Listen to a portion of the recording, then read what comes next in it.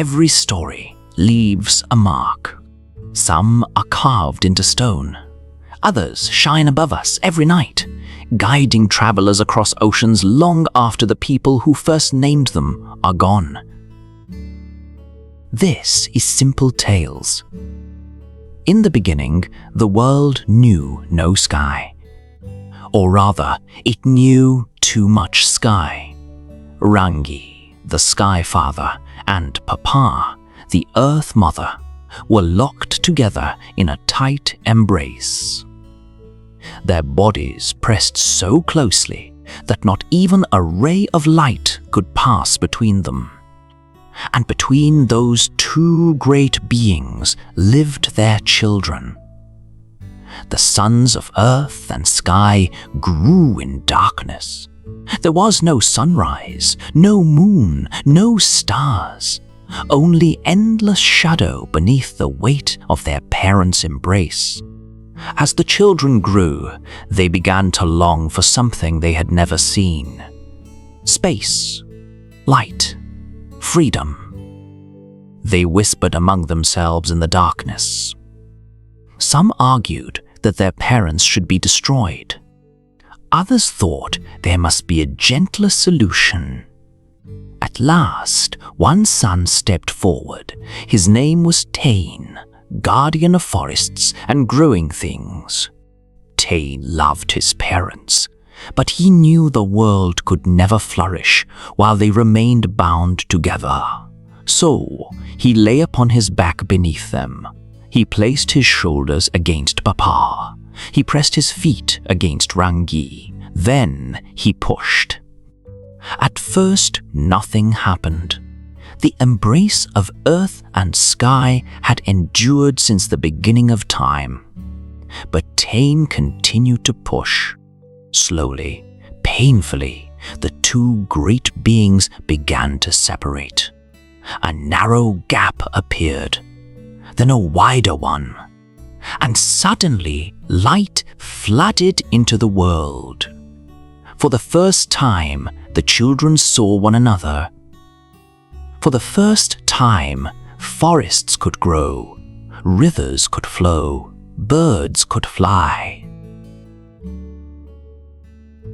The world had room to breathe. Yet the separation brought sorrow as well.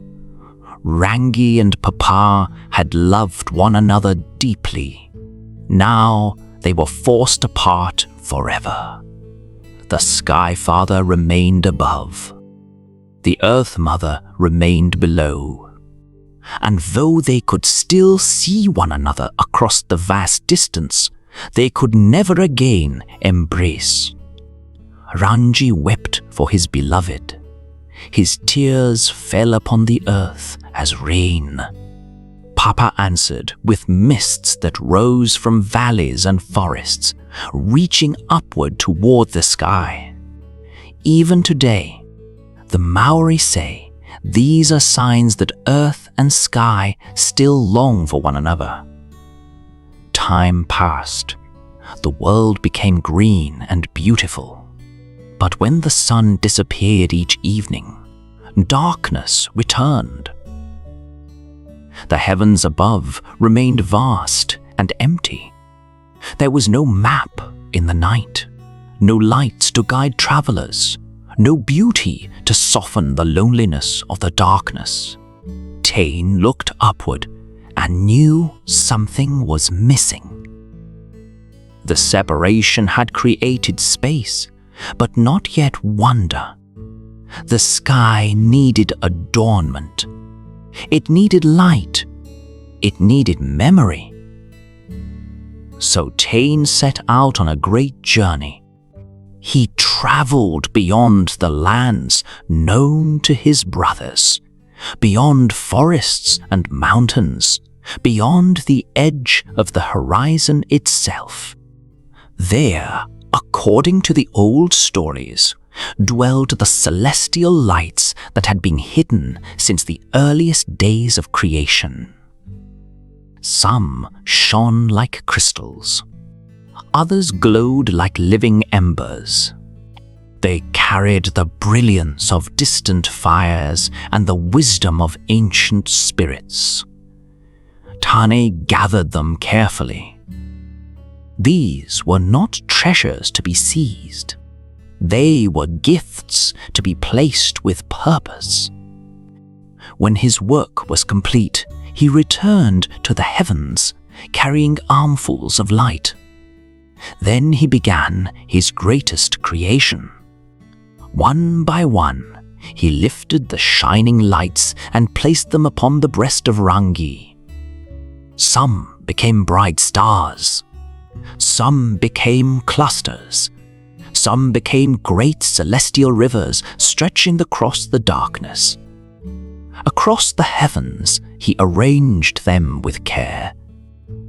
He painted pathways for future generations, markers for travelers, signs for those who would one day cross vast oceans, guided only by the night sky. When he finished, the darkness above was transformed. The empty heavens glittered with countless lights. The stars shone across the chest of the sky, father-like jewels scattered upon black velvet. And for the first time since the great separation, there was comfort between earth and sky. Papa could look upward and see the lights adorning her beloved. Rangi could gaze downward and watch his stars reflected in rivers and lakes. Though separated, they remained connected. The stars became more than decoration. They became teachers. They marked the seasons. They announced the coming of harvests. They guided fishermen across the sea. They showed navigators how to cross the immense Pacific Ocean, finding islands separated by thousands of miles of water. For the Maori people, the stars were never merely distant objects. They were part of a living relationship between the heavens, the earth, and the generations that followed. Each light carried meaning. Each constellation carried memory. Each journey beneath the stars became part of a story stretching back to the first days of the world. And so, when we look up on a clear night, we see more than scattered points of light. We see the work of Tane. We see the tears of Rangi. We see the enduring bond between earth and sky. Most of all, we see a reminder that even after great loss, beauty can still be created. The separation of Rangi and Papa brought sorrow. But from that sorrow came forests, rivers, life, and the stars themselves. Sometimes the world grows not despite change, but because of it. The Maori carried these stories across oceans and through generations, preserving them beneath the same stars that guided their ancestors. And those stars still shine tonight. Thank you for listening to The Stars of Rangi and Papa.